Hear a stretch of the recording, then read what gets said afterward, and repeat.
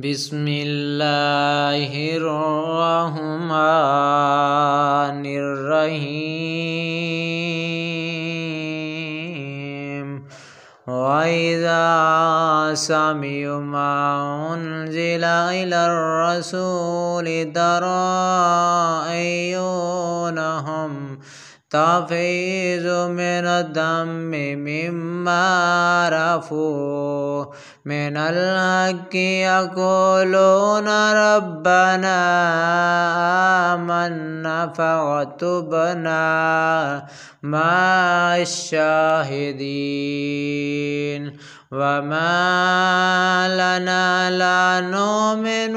بالله وما جاءنا من الحق ونطمع أن يدخلنا ربنا مع القوم الصالحين فأصابهم الله بما قالوا جنات تجري من تحتها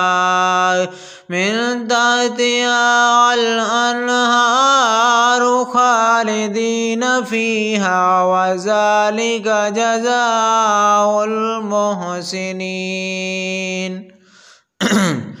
والذين كفروا وكذبوا بآياتنا أولئك أصحاب الجحيم يا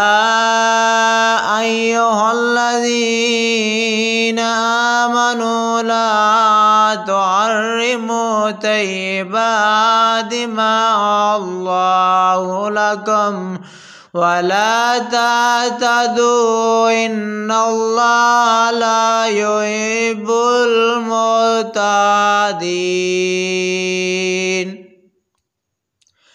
وكلوا مما رزقكم الله حلالا طيبا واتقوا الله الذي أنتم به مؤمنون لا يؤاخذكم الله باللغو في أيمانكم ولكن يؤاخذكم بما عقدتم الأيمان وكفارته إطعام 10 مساكين من أوسط ما تطعمون عليكم أو كسوتهم أو تحرير رقبة فمن لم يجد فصيام 3 أيام ذلك كفارات أيمانكم إذا حلفتم واحفظوا أيمانكم كذلك يبين الله لكم آياته لعلكم تشكرون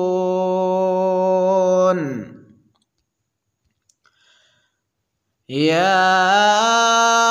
أيها الذين آمنوا إنما الخمر والميسر والأنساب والأزلام رجسا من عمل الشيطان فاجتنبوه لعلكم تفلحون إنما يريد الشيطان أن يوقع بينكم العداوة والبغضاء في الخمر والميسر ويصدكم عن ذكر الله وعن الصلاة فهل أنتم منتهون وآتوا الله وآتوا الرسول واحذروا فإن لا توليتم فاعلموا أنما على رسولنا البلاغ المبين. ليس على الذين آمنوا وعملوا الصالحات جناح فيما آتاهم إذا ما اتقوا وآمنوا وعملوا الصالحات ثم اتقوا وآمنوا ثم اتقوا وأحسنوا والله يحب المحسنين.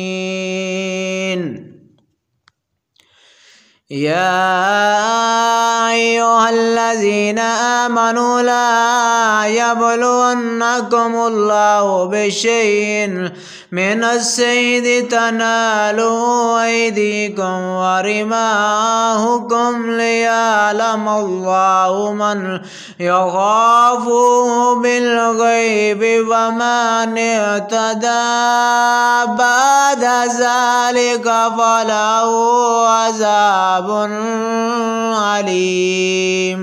يا أيها الذين آمنوا لا تقتلوا الصيد وأنتم حرم ومن قتله منكم متعمدا فجزاء مثل ما قتل من النعم يحكم به ذو عدل منكم هديا بالغ الكعبة أو كفارة